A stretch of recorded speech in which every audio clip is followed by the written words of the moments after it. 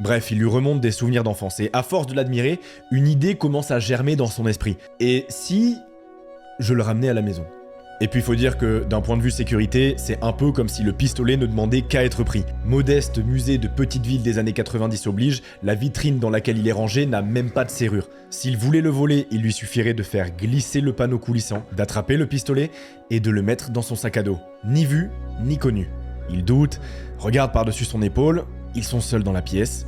Et, en dépit de l'inquiétude certaine qui accompagne chaque première fois, il s'exécute. Et quelques minutes plus tard, les deux tourtereaux sortent du musée comme deux innocents visiteurs, grimpent dans leur voiture et prennent la direction de chez Mireille, la mère du garçon, à Mulhouse exactement, pour y stocker son premier butin. Le premier d'une longue, très longue série de braquages, enfin d'exploitation de failles de centaines de musées partout en Europe et avec une facilité déconcertante qui amèneront ce jeune homme, Stéphane Bredvieser, et sa petite amie Anne-Catherine Klinkos à amasser une fortune presque impossible à estimer. L'arsène Lupin des musées. L'arsène Lupin des musées. L'arsène Lupin des musées. L'arsène Lupin des musées. Entre centaines de millions et milliards d'euros d'œuvres d'art en tout genre avant de ne tout détruire.